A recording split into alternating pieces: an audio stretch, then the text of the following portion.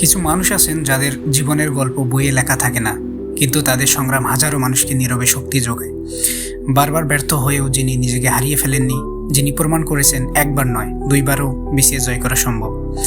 এই গল্প শুধু সাফল্যের নয়, এই গল্প হার না মানার, এই গল্প ধৈর্যের, এই গল্প একজন সাধারণ ছেলের অসাধারণ হয়ে ওঠার। আজ আমরা শুনবো উল্লাস পালের গল্প, যিনি দুইবার বিসিএস ক্যাডার হয়ে লক্ষ লক্ষ চাকরি প্রার্থীদের ভরসার নাম হয়ে উঠেছেন।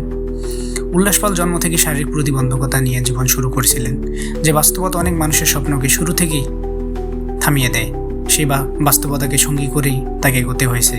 চারপাশের মানুষ তাকিয়ে রেখেছে, কেউ করুণা করেছে, কেউ সন্দেহ করেছে এই ছেলে কি সত্যি কিছু করতে পারবে। কিন্তু উল্লাস পাল নিজের সীমাবদ্ধতাকে কখনো দুর্বলতা মনে করেননি। তিনি বিশ্বাস করতেন শরীর সীমাবদ্ধ হতে পারে, কিন্তু মন নয়। সাধারণ একটি পরিবারে বেড়ে ওঠা, সীমিত সামর্থ্য, তার উপর শারীরিক প্রতিবন্ধকতা, সব মিলিয়ে তার পথ ছিল অন্যদের চেয়ে অনেক বেশি কঠিন। তবুও তিনি স্বপ্ন দেখেছিলেন বিসিএসের। তিনি জানতেন এই পথ সহজ নয়, কিন্তু অসম্ভব নয়। প্রস্তুতির সময় ছিল মানসিক ও শারীরিক দুদিক থেকেই কঠিন। দীর্ঘ সময় বসে পড়া, নিয়মিত পড়াশোনা, নিজেকে বারবার সামলে নেওয়া, সব কিছু ছিল তার জন্য এক একটা লড়াই।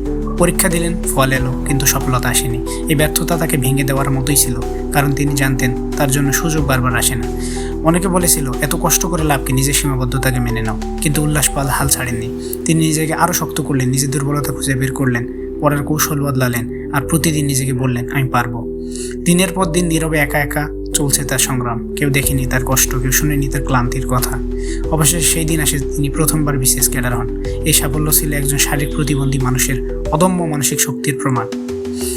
কিন্তু এখানেই তার গল্প শেষ হয়নি। একবার সফল হয়েও তিনি আবার বিসিএস অংশ নেন, কারণ তিনি শুধু চাকরি চাননি, তিনি একটি বার্তা দিতে চেয়েছিলেন। দ্বিতীয়বার তিনি সফল হন, বিসিএস ক্যাডার হন। এই অর্জন শুধু রেজাল্টের নয়, এটা সাহসের, এটা আত্মবিশ্বাসের, এটা অসম্ভবকে সম্ভব করার গল্প। আজ উল্লাস পাল শুধু একজন বিসিএস ক্যাডার নন, তিনি প্রমাণ করেন যে শারীরিক প্রতিবন্ধকতা স্বপ্নের শেষ হতে পারে না। যারা আজ নিজেদের দুর্বল ভাবছেন, যারা মনে করছেন আমি পারবো না, তাদের জন্য উল্লাস পালের জীবন বলে আপনি পারবেন। সময় লাগতে পারে, কষ্ট হবে, কিন্তু আপনি পারবেন। একদিন আপনারও গল্প কারো চোখে নতুন করে স্বপ্ন জাগাবে। এই ছিল উল্লাস পালের দুইবার বিসিএস ক্যাডার হওয়ার গল্প। একজন মানুষ শারীরিক প্রতিবন্ধী হয়েও একবার বিসিএস শিক্ষা ক্যাডার এবং পরের বারে বিসিএস প্রশাসন ক্যাডার সুপারিশপ্রাপ্ত হয়েছেন। এটা খুব রেয়ার কেস এবং এখান থেকে অনেকের শিক্ষা নেওয়া উচিত। আপনার হাত পা থাকতে আপনি কেন পারবেন না? একজন শারীরিক প্রতিবন্ধী যদি এই অসাধ্যকে সাধন করতে পারে, তাহলে আপনিও পারবেন। সুতরাং গোছানোর প্রস্তুতি নিন, ভরসা রাখুন, নিশ্চয়ই আপনি সফল হবেন। চাকরি সম্পর্কিত যে কোনো ধরনের আপডেট তথ্য পেতে আমাদের চ্যানেলটি সাবস্ক্রাইব করে রাখুন, এবং শিক্ষামূলক আরও বিভিন্ন তথ্য আমরা আপলোড দিয়ে থাকি, সেগুলো পাওয়ার জন্য চ্যানেলটি সাবস্ক্রাইব করে রাখুন।